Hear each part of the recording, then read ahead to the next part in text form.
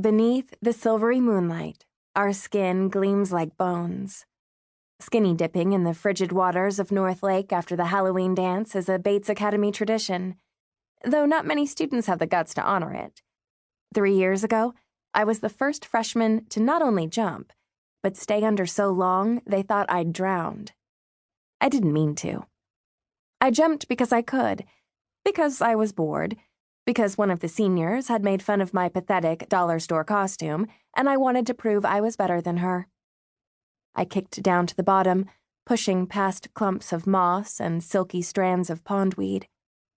And I stayed there, sunk my fingers into the soft, crumbling silt until my lungs twisted and convulsed, because even though the freezing water cut like knives, it was soundless.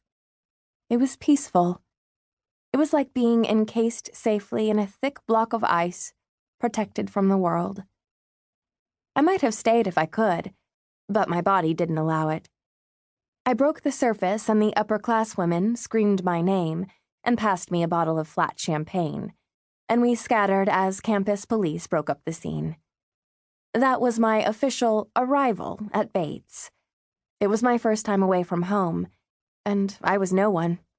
I was determined to redesign myself completely into a Bates girl, and as soon as I took that dive, I knew exactly what kind of girl I would be. The kind who jumps first and stays under 10 seconds too long. Now we're the seniors, and no first years have dared to tag along. My best friend, Bree Matthews, runs ahead, her sleek track star body cutting through the night air. Normally, we would strip under the thorny bushes that line the lake next to the Henderson dorms.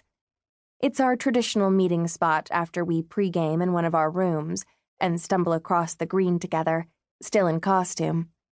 But Bree received an early recruitment offer from Stanford tonight, and she is on fire. She ordered us to meet her at 10 to midnight, giving us just enough time between the dance and the dive to ditch valuables, load up on refreshments, and deal with significant other drama.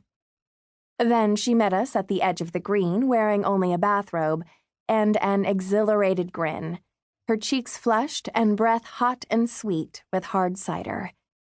She dropped the robe and said, "Dare you?" Ty Carter runs just ahead of me, her hands pressed over her mouth to cram her laughter in.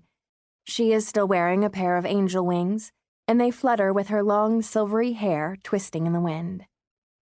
The rest of our group trails behind. Trisha Park trips over a tree root, nearly causing a pileup. Corey Gates stops running and falls to the ground, cracking up. I slow, grinning, but the air is freezing and my skin is covered in goosebumps.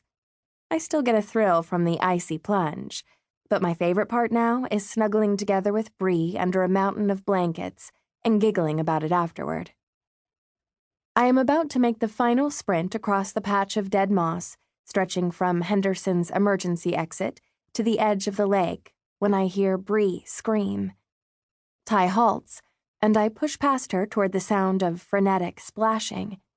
Bree's frantic voice escalates in pitch, repeating my name over and over, faster and faster. I tear through the bushes, thorns etching white and red stripes in my skin, grab her hands, and haul her up out of the lake.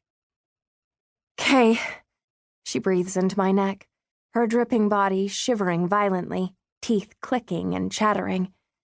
My heart batters my ribcage as I look her over for blood or cuts.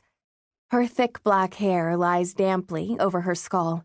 Her smooth brown skin, unlike mine, is unbroken. Then Ty grabs my hand so hard, my fingertips go numb.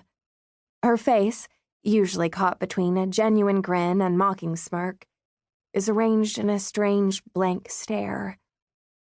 I turn, and an odd sensation creeps over me, like my skin is turning to stone one cell at a time. There's a body in the lake.